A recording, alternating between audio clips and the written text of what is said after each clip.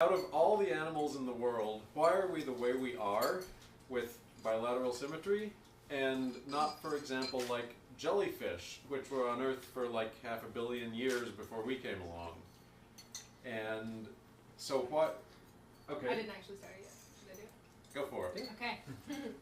So the question is, why are we ourselves and not jellyfish? And in particular, where the bilateral animals split off from the jellyfish and other things was called the Cambrian explosion. And the Cambrian explosion is mysterious. It bothered Darwin. Let me show you. This is the Precambrian period when there were lots of squishy animals. And this little thing right here is the Cambrian period where right there all modern animals evolved in that little teeny period of time. All the forms. The basic forms, not like horses, but like the things that would lead to horses. So apparently they all evolved from one common ancestor, and the start of this was delayed, and the reason for that delay was mysterious, and the speed at which it happened is also mysterious, and I want to talk about why I think that it happened that way. So for 90 million years we had things like this that were not extremely complex, although more complex than you might think. I'll get to that. And you have jellyfish, you have, this is the life cycle of jellyfish. That over there is some weird stuff. Yeah. Science. This is a hydra. I'll be talking a lot about hydra. That's another hydra. This is a jellyfish that deserves respect because it can kill you. Oh. It stings you and it hurts so bad that you die of stress. Wow. That little thing. Okay, so jellyfish, even though they predate the Cambrian, they're 500 million years old. Some of them have eyes, some of them have neural nets, muscles. They have what's called Hox genes that helps organize the body. They do that in modern animals, and they also did that in jellyfish. So jellyfish can reproduce from like a single polyp. Hydra can reproduce from being ground up into individual cells, and then they reform out of the soup. Wow. So, yeah, Precambrian animals are really badass.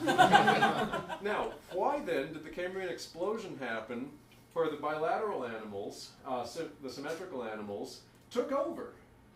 How did they beat out these awesome Precambrian things that you can chomp on them and 5 little jellyfish float out the corners of your mouth? Let me switch gears and talk about epigenetics.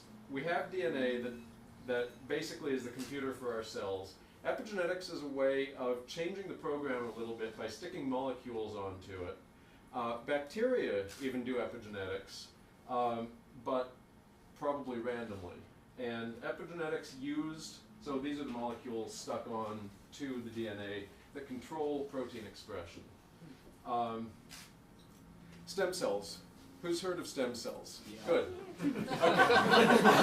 Almost everyone. So stem cells are where all the cells in our body come from. Now a stem cell isn't differentiated, but it has the same genome as every other cell, so it has the potential. Stem cells turn into somatic cells which have a fixed role in the body. And in modern animals, the epigenome of stem cells and somatic cells, body cells, is different, and that appears to be why body cells are locked into their roles. Now, Precambrian animals, Cnidarians, are chock full of stem cells. In the hydra, for example, every couple of weeks, its stem cells make all new nerve cells which migrate out to their place. And so hydra don't have a brain, they don't have a fixed neural net. There's no chance for the nerve cells to learn and remember. And this is a real limitation. If you think about it, I'll get to it more hopefully in the question period. So my hypothesis is that in the Precambrian animals, they're basically entirely built of stem cells. That the epigenetic role assignment is not a thing in Precambrian animals. And that the development of epigenetics on command, in other words, the epigenetic tags that turn cells irrevocably into body cells, is what triggered the Cambrian explosion. Ooh. Yeah. So once you have stable neural nets, once a neuron is always a neuron, you have synaptic learning. You have reliable long-range networks. You have blood vessels you can send through your body, and you know they'll stay there and keep working. Intricate organ structure. So some predictions that I've made are Cnidarians can't learn, that stem and somatic cells will not have epigenetic difference in cnidarians. That if you damage cnidarian, the cells will actually shift roles.